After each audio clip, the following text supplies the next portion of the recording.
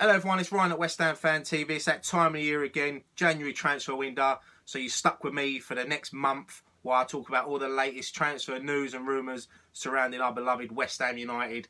So let's just get straight into it. One thing I'm going to change on these videos in this transfer window is I'm going to try to make them a bit shorter, and I'm not going to try to cram about 30 players into one video. So what I'm going to start doing, because I'm going to be doing these more regularly over the transfer window, I'm just going to talk about the main players that we have been linked with over the past couple of weeks. So let's get straight into it. Strikers, Scott Hogan, Brentford. Brentford are looking for 15 million for the 24-year-old striker.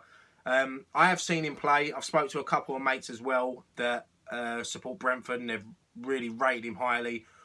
As I mentioned on the post-match review for the Man City game, one of them said to me, he could be like the new Dean Ashton. Not comparing the two players, just saying that he's a player that can jump straight from lower league football into the Premiership and take to it. I mean, he's scored 14 goals in 25 matches this season. Like I said, we've had two bids rejected so far, one for 10 million and one for 11.5. They're looking for 15 million, which you can't blame them. He's their best striker. So, personally, I'd like to see West Ham sign him. I think he's young, English. He can find a goal. He's good movement as well from what I've seen of him. And like I said, the boy can finish. A lot of people saying it's a big risk because he is a Championship player. But look, if we don't give him the chance, we never know. £15 million, for me personally, it's a lot of money. But you know what? If they're willing to pay 11.5, whatever it was, look, just step up, pay the 15 million. I can understand why Brentford want the 15 million because his old club, Rochdale, also get a sell-on clause. And they get a percentage of the transfer fee. So they want as much money as they can. And they're not in no rush to sell. He was left out the FA Cup squad. Not that it makes a difference to us because we're out. But it seems like a deal will be done. Hopefully, fingers crossed. Because if not, another team will step in, snap him up, and we'll watch him score goals. Just like what happened with Charlie Austin and a few other players that we've been linked with over the summer. So, look, I'll leave that one there. Next player I want to talk about is Michy Batshuayi, who plays for Chelsea. The player that we was linked with in the summer, turned us down, went to Chelsea, sat on the bench, and now he looks like he's on the move. Personally, look, the way I feel about this is you can't blame him for joining Chelsea. Even though they didn't have Europe, they are a big club. And as you can see, they are going for the league title. The problem with this deal is that Chelsea want to sign the Swansea striker Llorente. They want to use Batshuayi as part of the deal. Batshuayi has turned around and said that he prefers West Ham over Swansea. Now, Chelsea are apparently linked with Antonio. So now Antonio is they want Antonio to be part of the deal.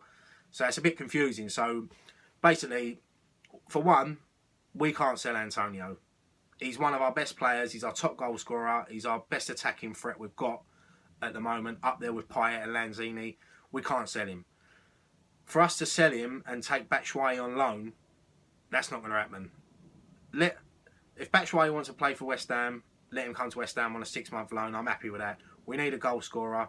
Like I said, if we could get Scott Hogan and Batshuayi, I'll be happy with that. It's got to be better than what we signed in the summer with Kaleri and Zaza. I mean, I'm not even going to mention the summer transfer window because we thought it was a great window and it turned out it wasn't great. So, yeah, look, we don't know what's going to happen with that deal. I suppose it all boils down to Swansea as well, and it's like a big merry-go-round of all the players. But as long as we don't lose Antonio in that deal, I'm happy with that. The next one I'm going to talk about is, it looks like we've ended interest in him now. It was a bit controversial. We had rows on Twitter about it. I've seen people, was Jermain Defoe.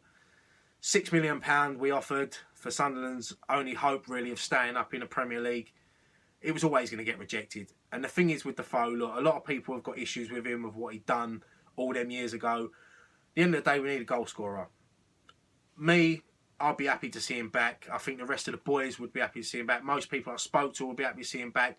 But I can understand people's frustrations why they don't want him back. People still hold a grudge of what he'd done. He was a young lad. He makes mistakes, you know. All right, when he played for Spurs, he did celebrate against us and that. But listen, if he comes in, scores goals, moves us up the league table, you know, it'll be worth it. But if I had the choice out of three, if I could have 2 out of 3, I would take Hogan and Batshuayi. As much as I've said that I want Defoe, I think them two could be long term. Maybe Batshuayi we could look to sign him in the summer. If not, Scott Hogan is there for the long term. So yeah, I mean, we said we've ended our interest in him, but believe me, I think there's more to come with that deal. I think that one could go right down to transfer deadline day. One other player I want to talk about quickly is a winger, Robert Snodgrass at Hull. Once again, West Ham went in with a cheeky little £3 million bid, knowing we weren't going to get him. He's one of Hull's best players. Once again, he's one of their best players to help them stay up. Do we really need him? I've heard that if we get him, Feghouli will be going on loan to Roma with a view to a permanent deal of 12 million. For me, I'd take 12 million for Feghouli because for me, he hasn't really set the team alight. He's bits and pieces, but I think he's not cut out for the Premier League. Robert Snodgrass is obviously a proven Premier League player, scoring goals. So if we could up that bid, maybe bring him in, you know, it wouldn't be a bad player. But, you know, like I said, to get him away from Hull, you've got to be looking at about 7 to 8 million. Is he worth it? I mean, one more player I want to talk about quickly is, like I've seen today, is Joe Hart, the Man City goalkeeper on loan at Torino at the moment. Looking at £15 million for England's number one.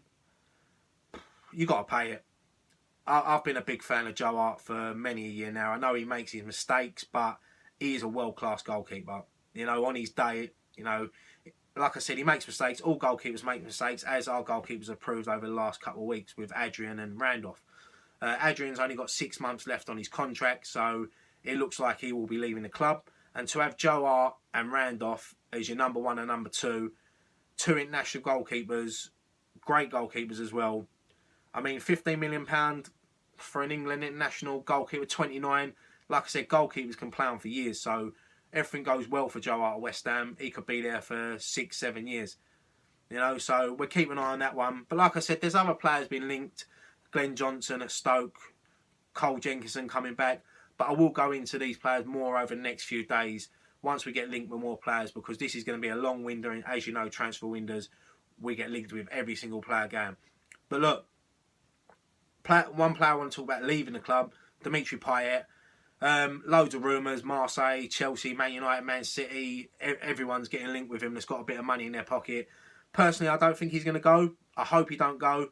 But if he does want to go, then let him go. I'd rather have a player that wants to play for West Ham than someone that's going to sulk around the pitch wanting to move. But I don't think he does. He hasn't personally come out and said he wants to leave. He hasn't had a transfer request. So look, Payet, I hope you stay, because we need you. We need you to fight and get us up that table where we belong. But look, I'll leave that there. Like I said, going to be doing more videos over the next few days, all through the transfer window. Don't forget, subscribe to our channel, West Ham Fan TV. We're on Facebook, Twitter. Graham's got his On The Social coming out. Nicky's got his Monday Muslings coming out. Scott's got his previews. Dan's got his FIFA predictions. So we've got loads of videos coming out. Crystal Palace, post-match pint. Hopefully we'll be talking about a win, fan cams, everything. But look, I'll leave that there. Thank you so much for watching this little video. I'm Ryan Archer at West Ham Fan TV. Come on, you Irons.